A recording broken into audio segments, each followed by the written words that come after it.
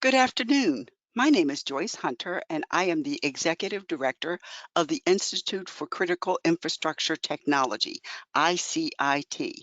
The Institute for Critical Infrastructure Technology is the nation's leading cybersecurity think tank, providing objective, nonpartisan research, advisory, and education to legislative, commercial, and public sector cybersecurity stakeholders.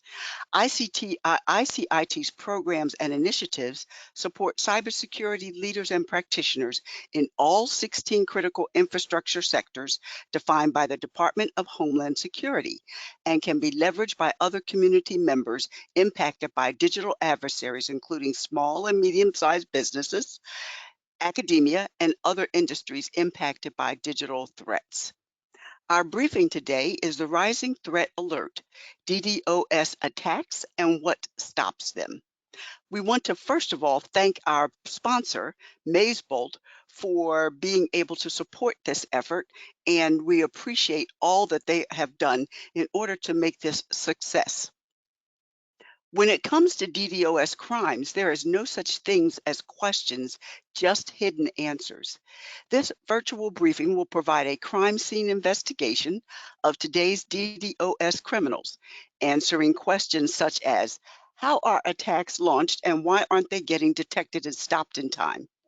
The panelists will continue the investigation by turning the lens to the victims. Why do companies with best-in-class mitigation tools still suffer from these DDoS attacks of damage? They are on the rise, with researchers finding consistent increases in attacks and attack durations. Our expert panel for this virtual briefing will discuss the current trends in DDoS attacks and how cybersecurity is adapting the malware and tactics to further exploit DDoS attacks across public and private sectors. Our esteemed panelists are Stephen Pushkowski, Security Test and Evaluation Lead for CISA, Mario Hyland, Vice President and founder of Aegis, Matthew Andriani, CEO and founder of Maysbolt, and Kiriakos Vasilakas, Supervisory Special Agent for FBI. And our moderator, if he's able to join, will be Malcolm Harkins, Chief Security and Trust Officer at Epiphany Systems.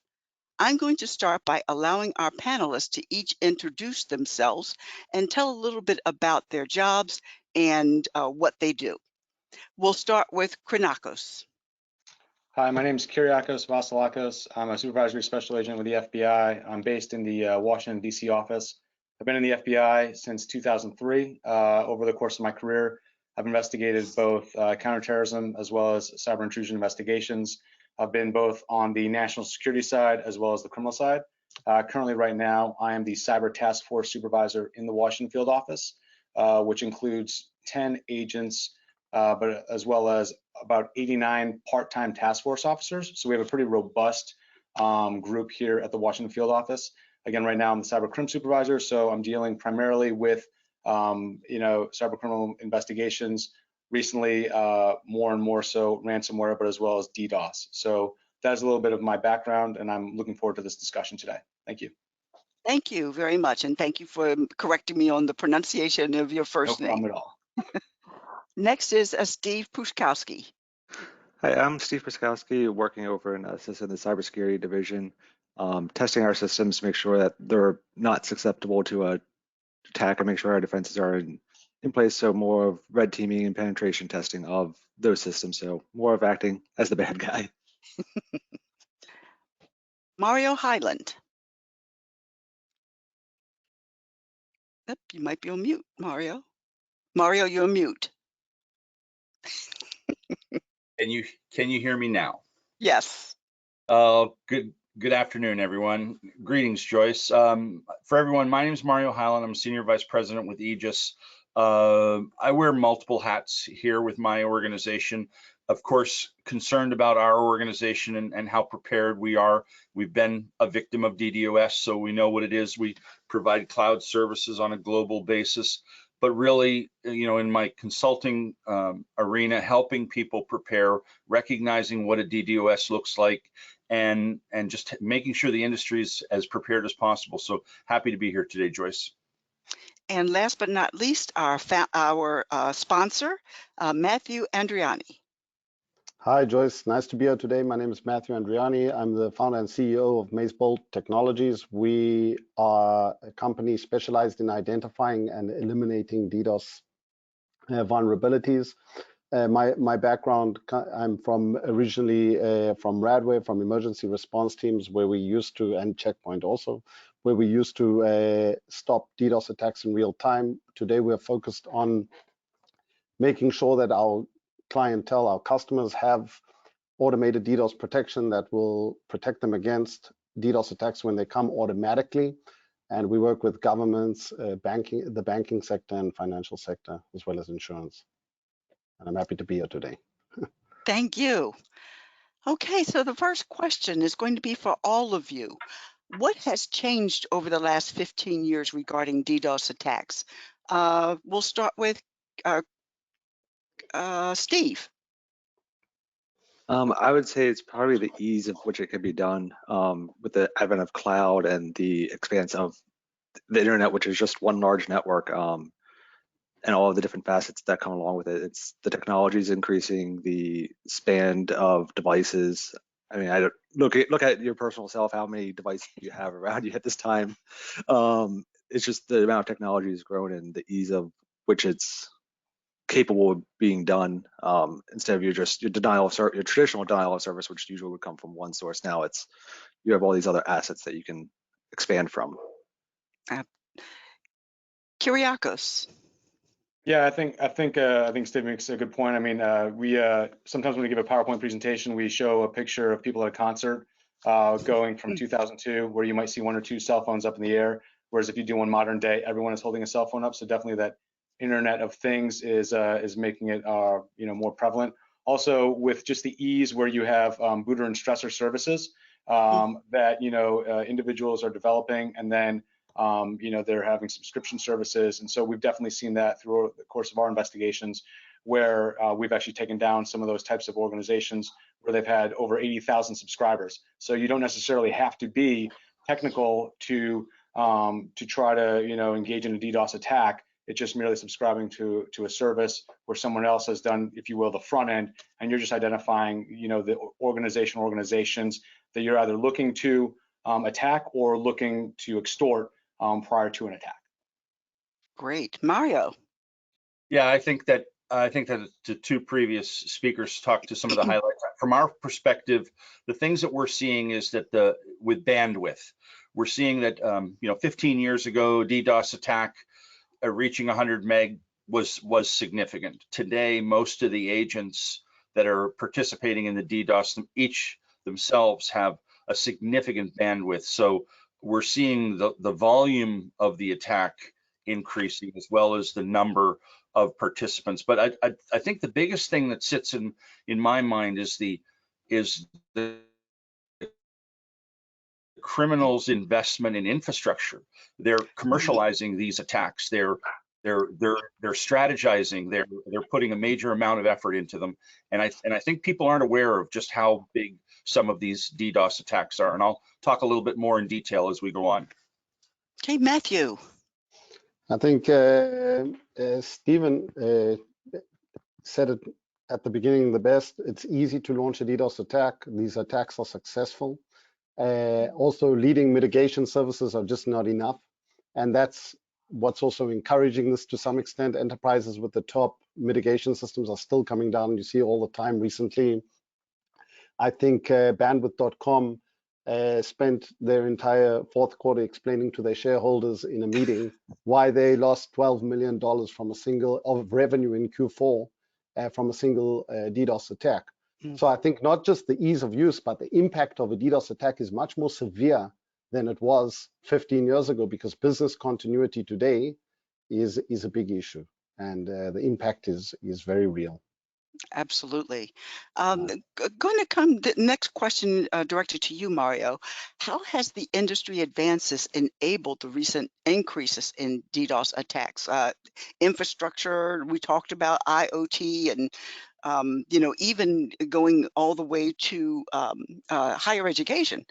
We talked some time ago about how higher education was putting their heads in the sand because they don't think that, they think that these people are after the students. Well, most higher education institutions do a lot of research that informs the federal government. So, Mario, how do you feel about that? So I think that there's 2 points to this. One is, yes, there are decision makers out there right now who believe when they hear that their infrastructure has just been upgraded and they now have gigabit backbones, or they have, in some federal agencies, they have multiple 10 gig backbones to the internet. They're safe. They don't need to worry about DDoS. We don't need to worry about that anymore. And that's just not the case. Whatever bandwidth you might have as an organization, rest assured, with communities like Kansas City and Google bringing 1 gigabit to everybody's home, what we're going to see is a continued increase in availability and access, and that's just going to enable the bad guys to be able to sort of overdo whatever thresholds you might have in place. And I think what Matthew's talking about is the defenses you're going to have, defense in depth and defense approaches, are going to be advanced and planned. You have to have these things thought through in advance. And I think that what we can do in the educational systems today is to help people coming out of university realize and recognize they have to fight within their organization to get people to treat DDoS seriously and spend the time in planning, as we do with our continuity of operations planning, or COOP, and we need to do the same around DDoS. Great.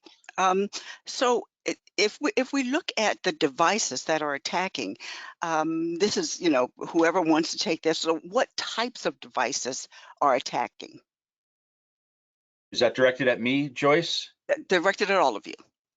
So from my perspective, IoT is an enabler.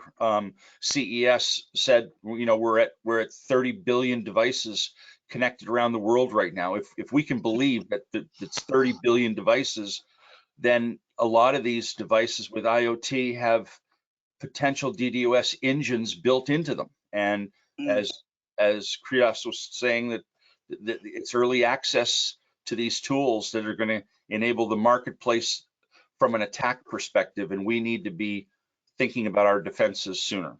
That's my thought. I think also going back to also the ease at which these attacks are happening is also because originally I think DDoS was very much a bandwidth only issue, where you would kind of have these basic floods that take down bandwidth and knock out appliances. What you see with these many of these organizations, these high profile organizations that are coming down, they are coming down many times, I would say in many cases, these organizations have the infrastructure in place with upstream providers mitigating the volumetric side of things. And what they're finding is that it's very much a security issue, that you might have these upstream scrubbing center providers upstream, but you know what, if they can't identify the traffic, you're going to come down. And if the right type of traffic targets your organization, what we see with our clientele, which are primarily anyone that needs very, very high, stable uptime for business continuity, like banking, finance, and gaming also, is very often these attacks are under 5 gig, and if they get through the defenses, they penetrate through your various rings of security, through the BGP, through the CPE, even through the web, and they cause significant damage. A couple of 100 megabits of connection-oriented attacks today can really damage a large enterprise environment where they've got the best of breed. I mean, they've spent millions and millions per year on defending against DDoS, and their security then becomes the focus. Why did that attack get through? How did I assess the vulnerability of my environment at each layer of defense. And that's, this is the area that we operate in, so that's what we really see all the time. That what's really failing in what we see, the reason these orgs are coming down is because they just, if you ask them, how do you know what your vulnerability is to a DDoS attack, you're gonna get strange answers, but I don't think many people know exactly how vulnerable they are to a DDoS attack if they act in terms of data. You can theorize about it, but you don't have actionable data on that, and that's a major issue. Absolutely. Kiriakos, oh, go ahead. I was saying, Joyce, and adding off of what Matthew had said, it's like bandwidth is really not the issue anymore. It's how can the system scale horizontally and vertically to increase their, like, say it's a banking app, like how can that backend service scale so that it can mitigate those and not just stay static at a finite CPU or memory type resource. Bandwidth, everybody has one, a lot of people have 1 gig at home, and I've even heard there's higher bandwidths going to be rolled out.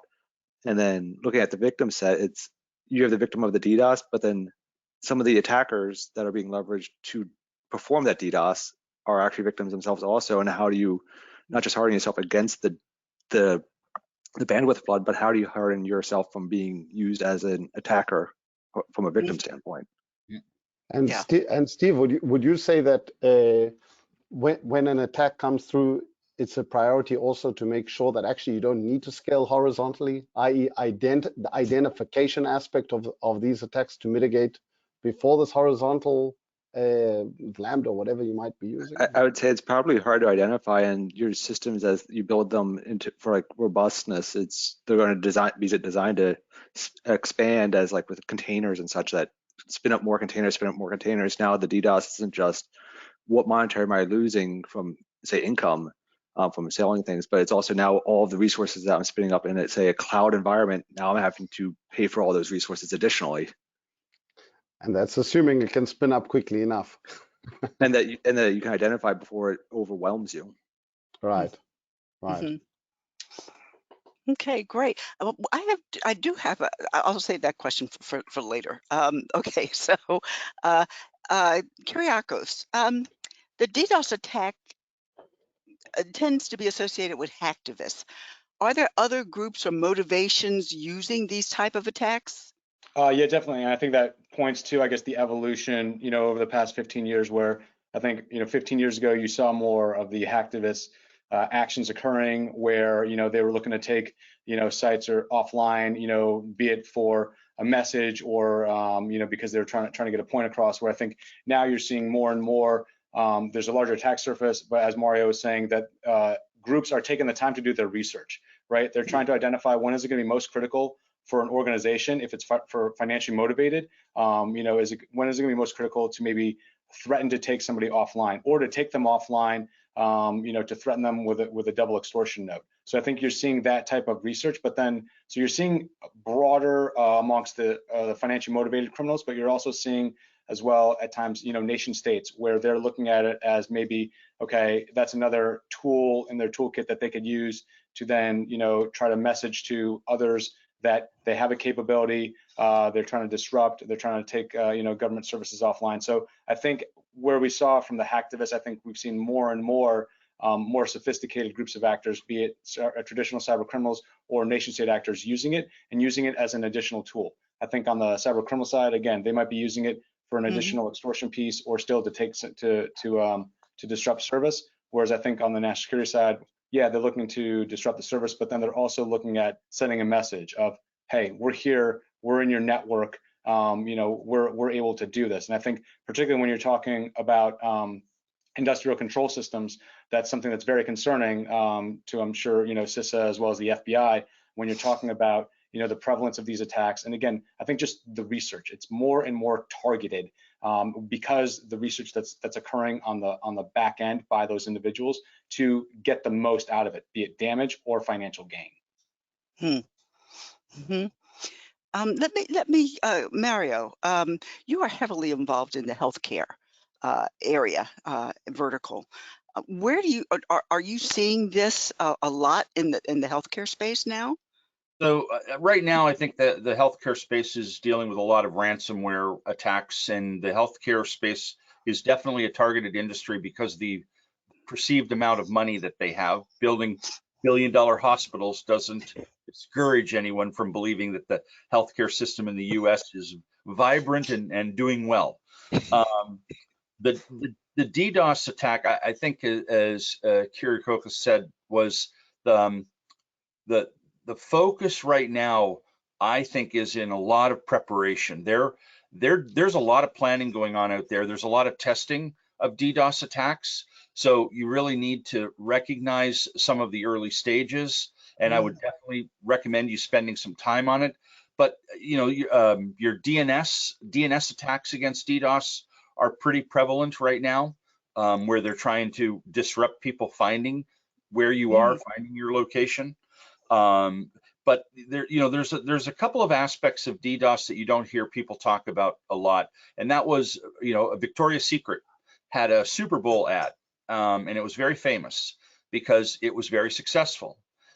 So with the global economy the way it is and the way things are being built today, you could end up in an accidental situation where your site appears in TikTok or on Twitter, social media, and it gets stormed by people who become all of a sudden interested in what you're doing. So you can't accidental DDoS. So just be prepared that your success could be your downfall as well. But right now, when Matthew's talking about your infrastructure being ready, like, people think about DDoS as, well, it's going to attack my bandwidth. First of all, everybody has to know bandwidth is going to be involved. In a DDoS attack, bandwidth is definitely involved. But how your servers react to it, whether it's your network infrastructure or your web servers or your app servers or even your database servers, what happens is volumes and volumes of logging happens.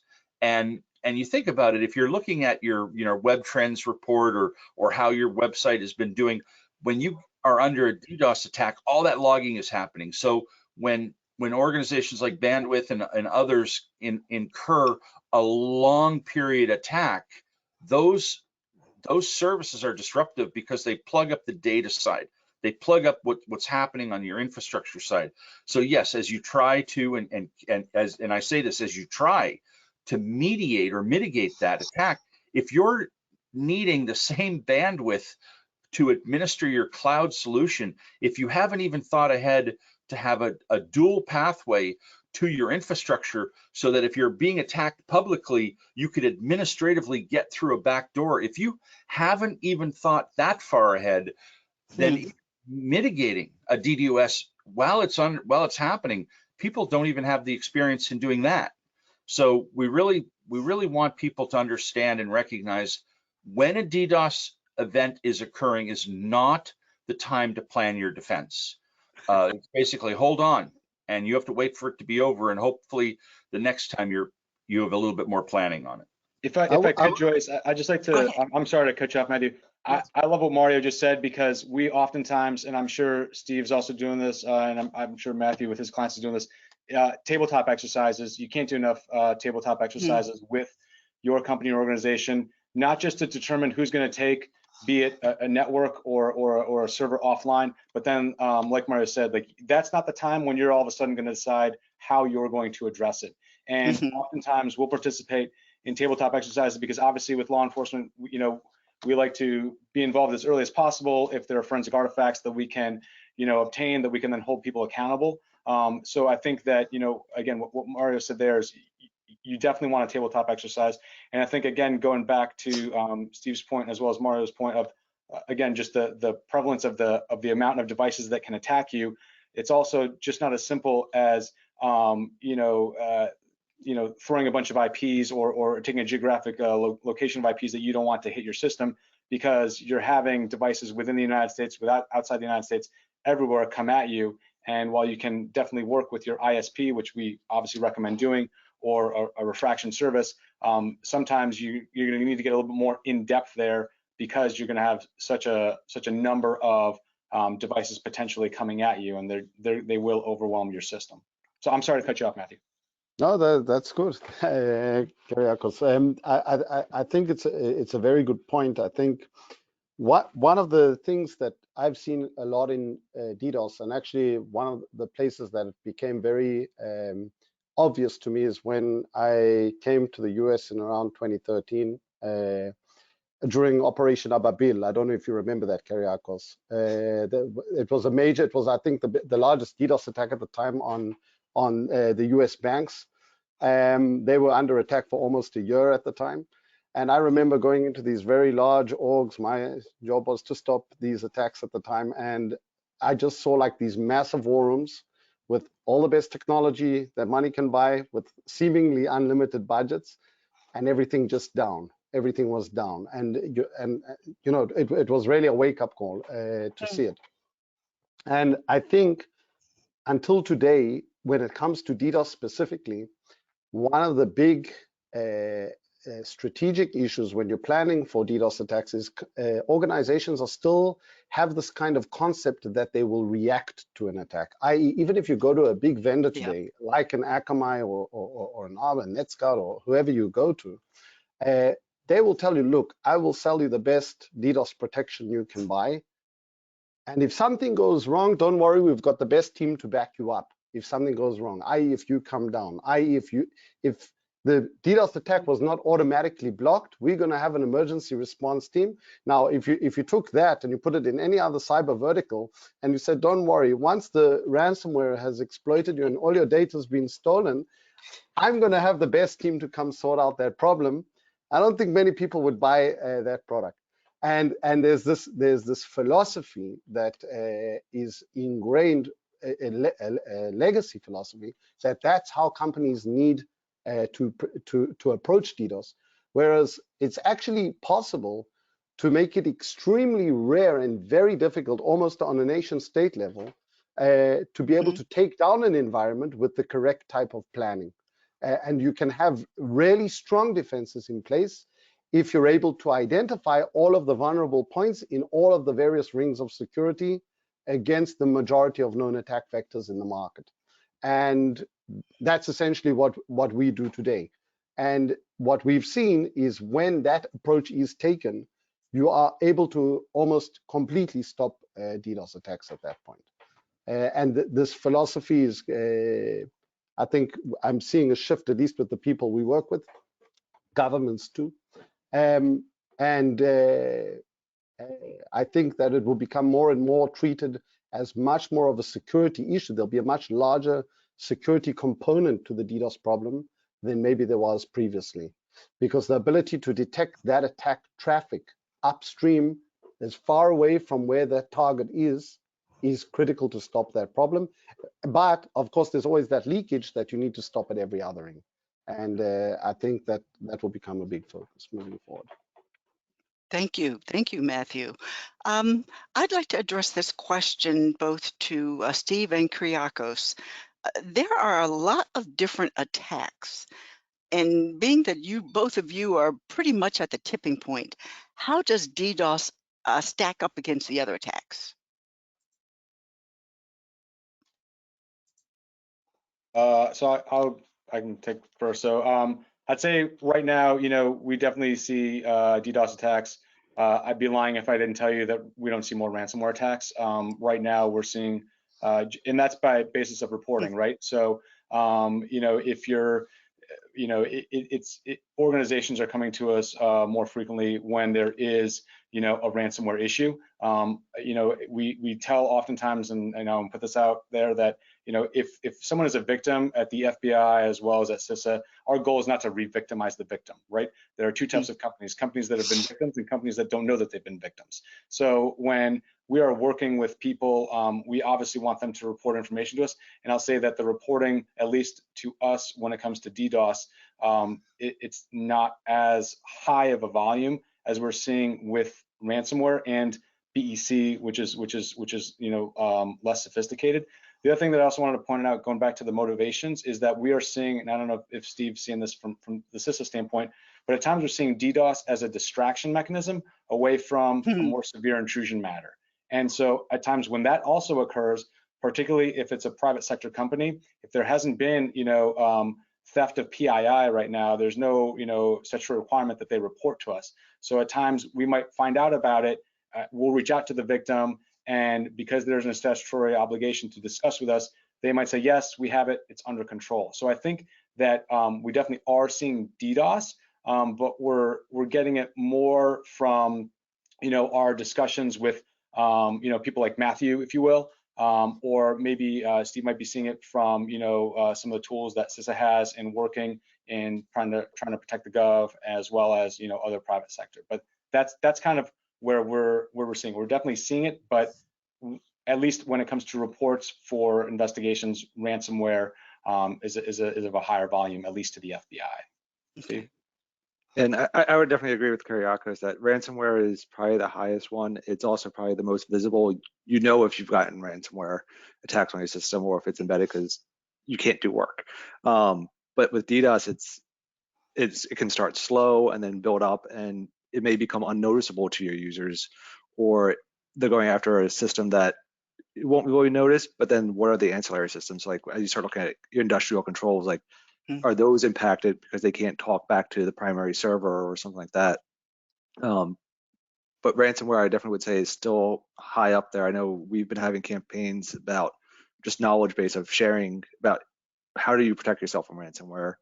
And DDoS can also just be a distraction, as to what Kiriakos said about larger attack going on against your network. Is it something to get your SOCs and your responders to look at over in this corner and not necessarily shine the light on what's actually being gone after and exfilling of information? Or if it's, say, in the retail sector, like around the big holiday sales, you're going to expect your networks to start expanding and more an influx of traffic, as I think Mario had mentioned with the one TikTok with Victoria's Secret. But all of those, you're expecting it, but you're not. It's either inadvertent or it's a disguise. So Super Bowl weekend would be a big time to kind of do a DDoS attack. I'm sure a lot of people will probably be busy. I think anytime there are holidays, there's any types of, CNO activities occurring, because, malicious actors understand that at times, let's be honest, people are on vacation or on leave, be it whether it's SOC personnel or government personnel. And so they understand that there are less people watching, if you will. So they're going to launch, an operation, whatever that type of operation may be. I will say also, and I don't know, Stephen, if you're seeing this, but what we are also seeing with ransomware is we are all seeing a little bit at times where some of those ransomware affiliates might be threatening DDoS if they feel that the victim company is not going to pay or is dragging their feet. I'd say it's not as frequent when the DDoS does then occur, because oftentimes then that is successful, if you will, in motivating the payment. And just real quickly, from the FBI standpoint, we will never recommend paying the ransom. However, it's not our information, but just want to quickly throw that out there. And I think, as I think Kiriakos mentioned earlier, it's like attacks are becoming more sophisticated. The attackers are doing their research because the internet is at your fingertips, or veteran almost. Yeah, Julie, I think that's the key. The researcher, the hackers are definitely doing their research. They're definitely more prepared. And if you're going to attack a corporation, all you have to do is look at their corporate website to see. You mentioned healthcare earlier, HIMSS. So any vendor like Cerner or Epic or any of the larger companies that are going to HIMSS in March in Orlando, that would be a time to target them. And as you've got the retailers in the holidays, absolutely. So definitely agree. And it's not just knowing what schedules are, it's finding out the people, like if they can start doing social engineering and all that to identify where things are. And even if the DDoS may not be coming external, could you DDoS yourself by accident on your internal systems from other attacks that spearheaded outside of the network, like ransomware or phishing campaigns, and then just flooding your own network with traffic that you may not have the same amount of protections as you do externally. And I think the phishing campaigns also brings up another point when we're not just talking about vulnerabilities, be it coming from the outside, but it's also then our internal vulnerabilities, be it our people. right? And not just having the tabletop exercises, but also constantly testing our people, making sure that they are using good cyber hygiene. Again, with all of the devices that we have, changing those default passwords, but just testing our people, because again, if groups are doing their research, right, because again, they're trying to get the most either gain or the greatest severity of disruption, they're also going to look for vulnerabilities amongst those people, right? And you don't want someone leaving the door open. And I can tell you, here at the FBI, we do regular tests, if you will. And then there's, badges of shame that go out to those who fail the test in a nice way, right? When we have people click on links that they shouldn't be clicking on, it's okay. Next time maybe take a look at this a little bit more. So I think that's right. Again, when you're talking, like Mario said, about preparing, I think it's not just preparing the networks, but also preparing your personnel and looking at, where is your least technical people, where are your least technical people? Because again, they are another potential access point, be it for a DDoS or anything else. Right. Yeah. And I would have to absolutely agree with that. One of the things that I did when I was the deputy CIO over at the Department of Agriculture is if they failed the test twice, they would automatically be rerouted to the cybersecurity course that they would have to take, and they would not be allowed access back into the network. I was not a popular person. They would not be allowed back access until they actually completed the course and got above a 75, I think it was. So I wholeheartedly agree with you. And it has to be multidimensional. We're having a webinar on gamification next in March. And so, you have the courseware, which, some people just kind of breeze through, they memorize the answers, but then you have to have some hands-on project work that allow them to use their brains to think. Okay. And So, Joyce, I was going to pull one other thread with that a little bit more. It's I know Mario, I think every panelist mentioned about IoT earlier. It's like knowing your own networks, what is vulnerable to your networks, where could those attacks leverage from? Because IoT, they're small devices, they're on your wrist. It's your refrigerator, your stove, your microwave, washing machine. They're all over the place now, and it's knowing where it is and being able to separate out your assets across your networks to know what is vulnerable attack, where do I need to add more protections. Tabletop exercises help and being prepared before the attacks, but then there's always the what if still in the back of the mind after a paperwork exercise. Can you actually try to stress your own network to see where it fails, or is there a misconfiguration somewhere that the tabletop may have missed? And I think we're seeing that more and more as we are today, right? Having remote discussions, right? Especially in this COVID environment, companies are increasing, government's increasing, the number of people that we have tunneling into our organizations, right? And making sure that, those communications are secure, making sure that we have the folks who are responsible for our networks, closely monitoring the traffic, looking for that anomalous traffic that could possibly be an indicator of, somebody who might be probing or preparing for a larger scale attack. Yeah, right. and go ahead, Matthew.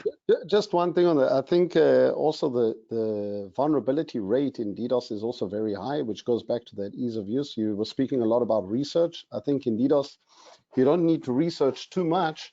From what we see, on average, we see a 48% vulnerability across organizations when we get there. So almost 1 in 2 attacks will get through, i.e. won't be automatically mitigated. And that shows that if an attacker does actually target you, there's a very high chance of downtime. And I think what Kiriakos was saying is that when COVID started, a lot of work from home with VPN connectivity increased that threat dramatically, because all of a sudden you've got like tens of thousands, if you're a large organization, of people working from home connecting to internal systems. And now if you attack those VPN services, now the whole organization can't work, agents in the field for insurance or whatever it might be. So, and now another thing that's on the horizon that we actually are working on with one of our clients is the zero trust concept with, now you're going to have your control plane that basically today, DDoS is really an external services problem. So if you get hit your business continuity for external facing services. So if you're a stock exchange, your stock exchange goes down. If you're a gaming company, no one can play a game. But now when you have zero trust, and the department, NIST in the States has now strongly recommended that suppliers to the Department of Defense will use the zero trust concept. What you're going to have is and actually the NIST paper actually recognizes this in section 5.2, that DDoS is a significant concern now, because it's actually a weakness in the zero trust architecture, that if you hit the control plane, what's going to happen is now you've got an external problem and an internal problem, because users won't be able to move around, because they won't be able to be re-authenticated and revalidated. So I think targeting in the future is going to be even more disruptive than it already is today. And to even add more into what Matthew was saying, it's like, as we start looking at big data, those queries can start running extensively. And say somebody wants to, they're hoping to get their data back quick, and they think it's running too long. You just keep hitting submit, and all of a sudden you have 10, 15 same queries queued, and it's just going to keep running through those, and everybody that accesses that system is going to keep doing that, and now you've done it internally to yourself. I tell you, it reminds me of that commercial. What is that credit card commercial on TV that says what's in your network, or what's something like that? I think that's the question we have to start asking. So who's in your network, or who's accessing your systems? And I think that's the one thing we have to be mindful of. So in the president's management agenda, there is a recommendation talking about zero trust for a single point of access. Matthew, should we be considering DDoS vulnerabilities with this style, this end user portal? With zero trust? Yep, for any single point of access, or and in that single point of access using zero trust. Sure, anything that can be accessed externally and susceptible to attack externally, you should obviously protect it with DDoS systems, with DDoS protection systems, and much more so when you've implemented the zero trust concept in your organization, that you're going to be authenticating over satellite locations. It's going to be critical. Your business just won't function. If you have a DDoS attack, your business continuity will come to a halt on every aspect across your business. So yes, you should be very concerned about it if you are pushing this type of zero trust concept in your org. DDoS is a major issue. It's already a major issue across the board anyway, but even more so with regards to internal communication. So far we've talked about how they set up the attack. Then we talked about the attackers themselves. Let's now go to organizational impacts, which we know are significant, particularly in some of the mission critical industries like healthcare or insurance or finance.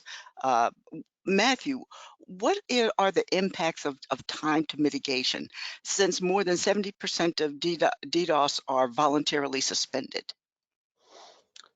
The impact of time to mitigation, the concept of a DDoS vulnerability is not often well understood.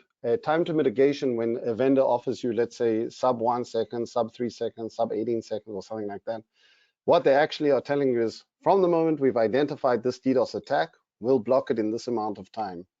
And the time to mitigation is actually from the point that DDoS attack has been identified.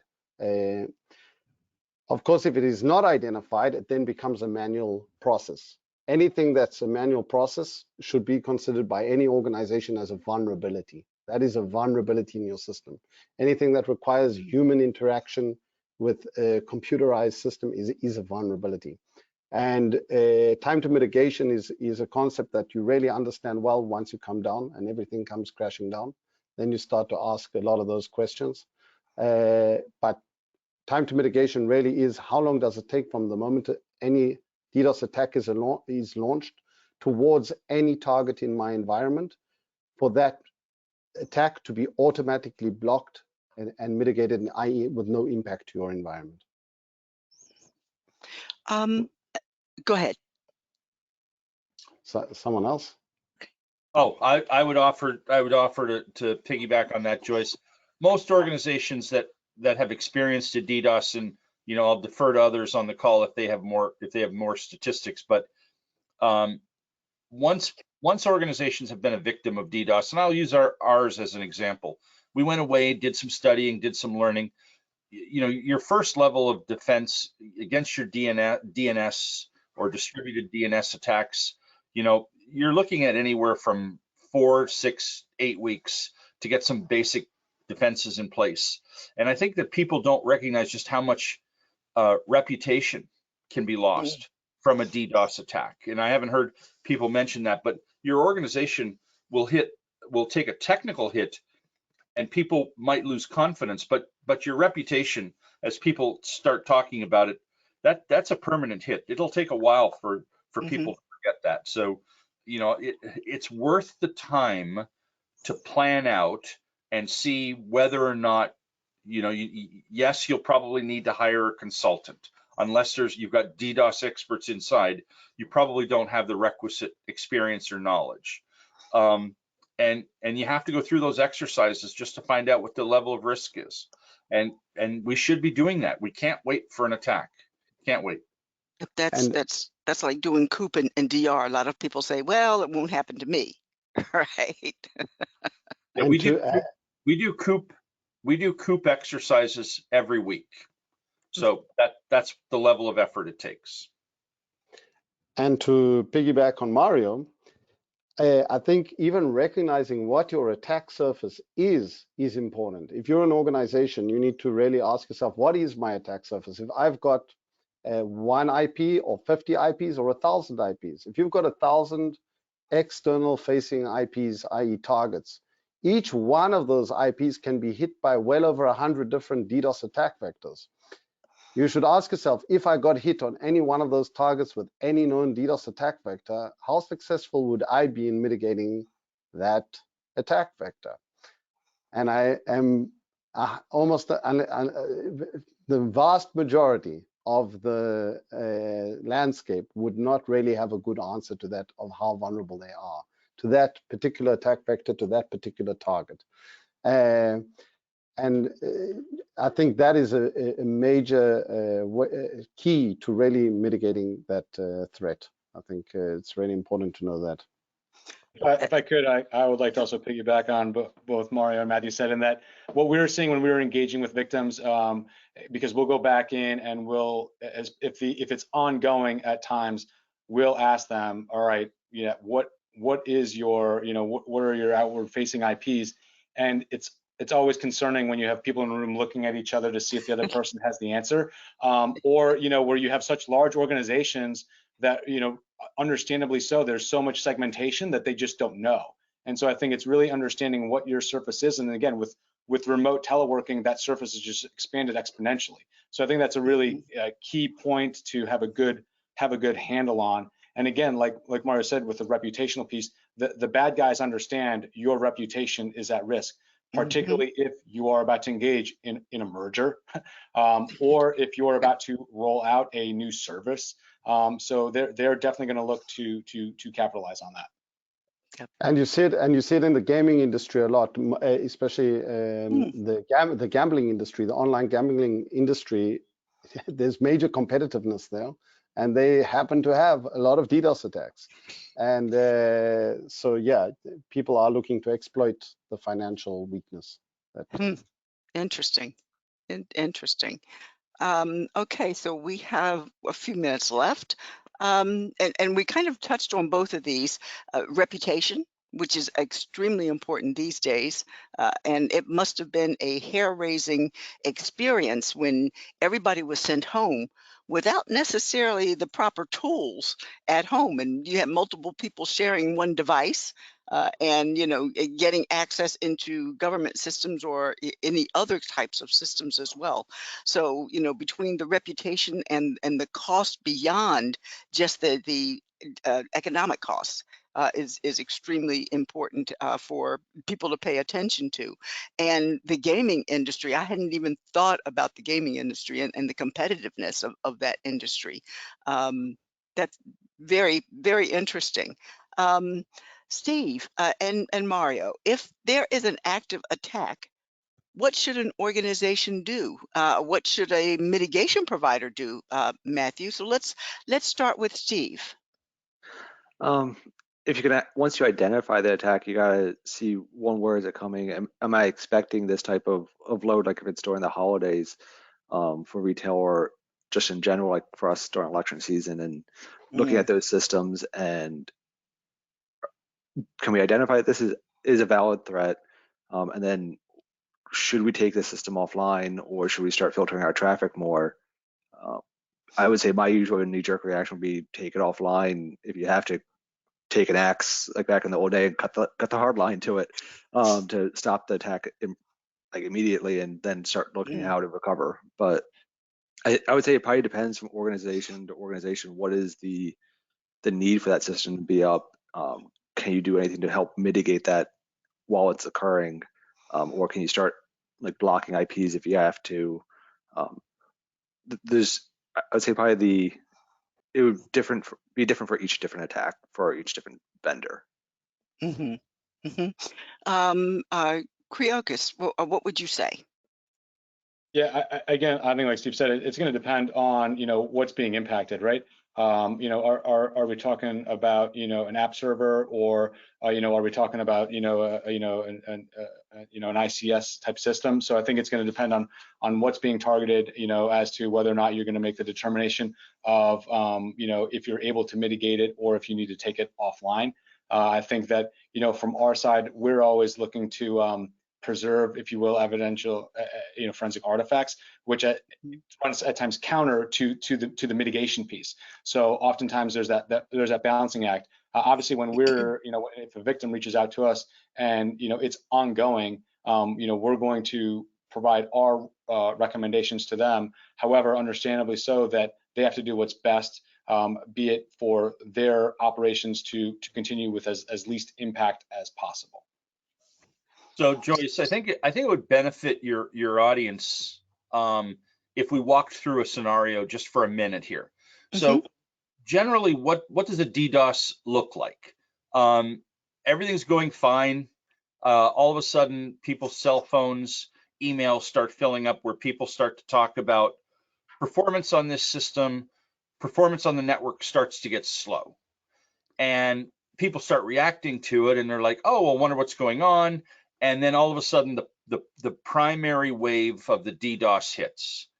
What people need to recognize is, if the way you administer, and as Stephen said, in the old days, my servers were in a room right behind me. I didn't work from home. I didn't have cloud. I managed my infrastructure from being on site. I could go in and cut the hard line, but how many people have their data centers close to them? And so what happens is they try to identify what's going wrong. Is it a server? Like, the first inclination is something's wrong with our network. Maybe a switch is down. Maybe one of the network cables got pinched or something. They go through these rationales, and then they realize, wow, according to our ISP, we're really being hit hard. We need to get in there, log in, and shut down some of this stuff. But they can't log in. They can't get to their infrastructure because their management ports and their management accesses are on the same network as the systems that are running. They're using the same external IPs. Some basic things that people think is, well, I'll reroute the DNSs. I'll go to my public DNS server. I'll change the IP address. I'll reroute it. People believe that will work. And the DDoS attack goes back to your DNSs, they refresh, they find the new IP addresses, and boom, the attack is right back on. And so this is why we really need to have these conversations in advance, because it's only through planning where we will teach people you should have entire network segments that are not published. You need to have private IPs external facing, that are not published. You can't just not publish a portion of the IPs. You need to not publish entire IP blocks so that you have management routes and accessibility. These are just things that people need to hear in conversations because they don't have the tools. They don't have this experience. They don't know what an attack looks like. And on top of that, they don't have the people, right? We're resource constrained. So Catherine was kind enough to put up the "you're running out of time" slide. So as a final question for all of you, and I'm going to ask, what are the common mitigation strategies and what needs to be done to solve the mitigation and vulnerability gaps? We will start with Steve. I would say know your network, know what's on the network, where your endpoints are, what's externally facing, what's internally facing, and where my potential pinch points of, is it the application server, web server, database, where those potential bottlenecks are, and have alternative routes if I need to go do something. Okay. Kiriakos. Yeah, I think it comes down to one word, and that's preparation. Be it whether you're doing your tabletop exercises before to understand what the decision makers are going to do during an event, or like Steve said, to knowing your network and knowing what your vulnerabilities are. Be it with built-in network protocol vulnerabilities or other vulnerabilities. So I think it really comes down to the best mitigation is preparation for an attack and being realistic and understanding what your what the risk is to your organization or entity and people, quite frankly. Mario. I'm going to pass it to Matthew. Matthew, our sponsor, he gets the last word. Thank you. I would say we should aim to have automated DDoS protection, and it's not enough to just have DDoS mitigation in place without identifying the vulnerabilities prior to a DDoS attack and eliminating those vulnerabilities prior to a DDoS attack. If an attacker does decide to attack you, remember every DDoS attack is targeted, you'll come down. So make sure that you do automate your DDoS protection as much as possible. The only way to do it is to identify DDoS vulnerabilities before that attack arrives. And don't get to the scenario we spoke about, this emergency response type scenario. Avoid it at all costs. You don't want to be, as Mario explained, everything's going well. You start to get SMSs. I've seen it literally hundreds of times now. It's a terrible feeling when you're the one in that position and everything's out of your control and all your systems are that you're unable to connect to those systems. So prepare. Thank you very much, gentlemen. I appreciate your participation. Mario, Kiriakos, Stephen, and Matthew, thank you so much. It was very enlightening and insightful. And we hope that the people, our listeners, take advantage of what you're saying and your advice. Please feel free to go to our website, www.icitech.org, and find out how your organization can become a member and gain not only a lot of these insights, but also the access to our legislative briefings. Again, thank you so much. Have a great day. Live long and prosper. Thank you. Thank you, everybody. Have a great day. Thank you, everybody. Have a great day. Cheers. Bye. Bye-bye. Bye-bye. Goodbye.